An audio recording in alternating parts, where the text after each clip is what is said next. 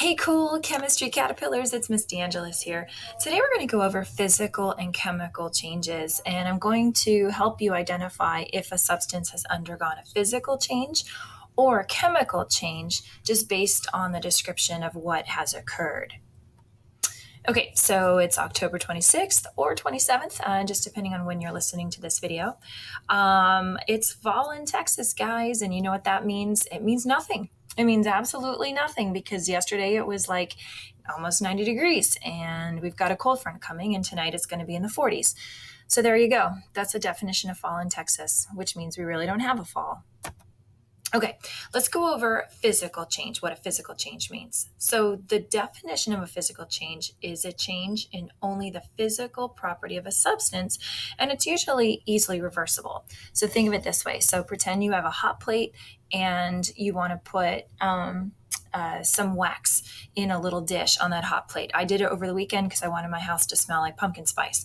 So, I put a pumpkin spice wax square in the jar and it melted. But when I turned it off, it went back into the solid state. So I went from a liquid back to a solid. And that is an example of a physical change. So this is what it's going to look like for what the atoms are doing. So in a gas state, the atoms are going to be more spread out. In the liquid, they're going to be a little bit closer together, but in a solid, the particles are very close together, which allows it to be in that solid state. So when it's a liquid, they've spread out just, a little bit, but in a gas state, they're really spread out. And that's the big difference. And that allows for the substance to go into a different state of matter between solid, liquid, and gas. Okay, so evidence of a physical change. It can change its shape or size. So, for example, you can hammer it, you can break it apart, you can hammer it into, fold it over into smaller pieces, you can cut it, you can tear it, you can break it in half, but yet you still haven't changed the structure, meaning like the chemical structure of the substance itself. You're just kind of changing its size. It can dissolve. You all have had Kool-Aid or instant tea or sugar or salt, and you dilute it in a solution, dissolve it in a solution, and as you're dissolving it, it's still there because eventually when that liquid evaporates, you're left with the original substance at the bottom of the beaker or the bottom of the glass. Okay, so dissolving is a evidence of a physical change. And another is a state of matter, which we talked about before, like freezing, melting, evaporating, or boiling. We still have the same substance, but it's just in a different state of matter. It has gone from a solid liquid to a gas, or vice versa, a gas, a liquid, down to a solid. So give an example of a physical change. Okay, give an example of a physical change. So in your mind, think about some physical changes, just some things that are in your environment, some things that you've seen in your classroom, maybe something over the weekend. This is just a thought-provoking question. You don't actually have to write anything down for this. Okay, chemical change. Let's go over that definition. We have a new substance that has been formed with new properties. Okay, it is usually not easily reversible. So again, a chemical change is a new substance with new properties that has been formed, and it is not easily reversible. So what does that mean? So think about it this way. You take a marshmallow, we'll say, which is a mixture of hydrogen and oxygen, and sugars like different carbons, and you burn it. Can you get that marshmallow back into its original form?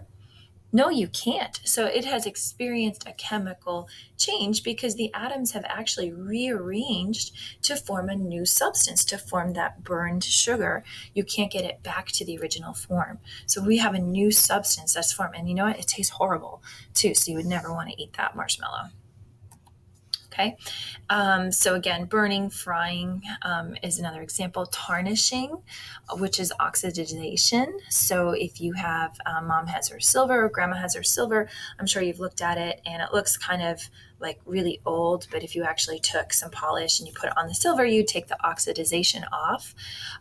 Bleach, if you get bleach on your shirt, we've all done that. You've all seen what a bleach stain does. It literally takes the color out and you can't replace that color. So that's an example of a chemical change. Also, rusting, whether it be a bike that you've left outside, it's exposed to water. Usually you're going to find that iron is going to be the one to rust the most out of pretty much all the metals that are out there. Okay. It can make a gas. So you saw my example from last week. I think it was period 7, where we exploded the experiment all over my desk and made a huge mess. But you can see in that closed environment, when I put the balloon over the beaker and I had vinegar inside the beaker, and inside the balloon I had baking soda, you can see that I actually captured the gas. So evidence of gas is going to be bubbles. You're going to see bubbles forming, and that is evidence of a chemical change as well. Production of light, bioluminescence, which you can see in those fish that are in the deep, deep sea. Fireworks, exploding fireworks in the sky. You're going to see color change. You're going to hear that sound. And glow sticks. Glow sticks, when you break them, some of you are going to be using this for Halloween. You can't bring it back to the original form. Once you use up all of that light, you can't use it again. So if you're producing a light or a flash, that is evidence of a chemical change. This is one that's actually really cool. If you guys are in my classroom, I could show you. But we'll have to save that for another time. Forming a precipitate. So if we took two substances, two liquids, and we pour them together so that they combine, we can actually end up with a solid. So if you combine two liquids and a solid forms at the bottom of the beaker, that is called a precipitate. Not precipitate like rain, but precipitate in terms of a solid. And when that forms, that is evidence of a chemical change. We can't bring it back to the original form. And so therefore it is a result of a chemical change. Changing temperature is another example of chemical change. You've all had those instant ice packs or instant hot packs. Sometimes we use those hot packs when we go skiing. We use the ice packs when we've hurt ourselves. And you punch it. You punch the center of it, the chemicals mix, and you feel a temperature change. Now, guys, understand a temperature change doesn't always have to be warm. Sometimes with our chemical reactions, we have cold substance that's been produced, a cold substance. So if the temperature goes down or if the temperature goes up, that is the result of a chemical change. An odor. Okay, so producing an odor. And again, you want to waft it away from you, not towards you. We've all had the milk that has spoiled in the fridge, or maybe you smelled some meat that has gone bad. You've had pumpkins rotting on your porch, matches that have burned. These are all evidence of chemical changes when you have an odor as a result of your chemical reaction. Okay, so I want you to answer this question in your Pear deck. How can you infer a new substance has been formed as a result of a chemical reaction?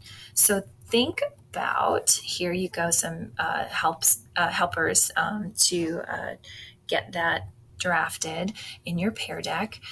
This would be the slide that you would be using in order to answer this question. So how can you infer a new substance has formed as a result of a chemical reaction?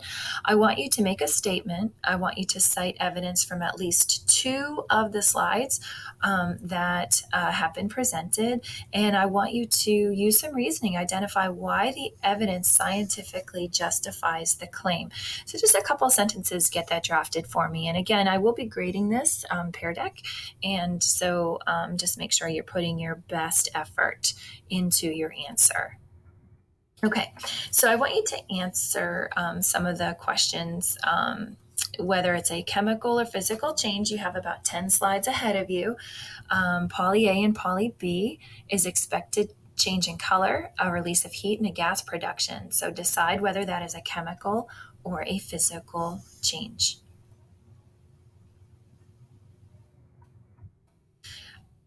Next, you have a change in shape and you have two smaller pieces. Is that a chemical or a physical change? You have a change in color, a change in odor, production of light, and release of heat. Is this an example of a chemical or physical change? We have a change in shape. We have a smaller balloon and pieces because maybe it's popped. So, is that a chemical or a physical change? Production of light, like in these glow sticks, is that a chemical or a physical change? We have a production of light, a change in color, a change in odor, and a release of heat.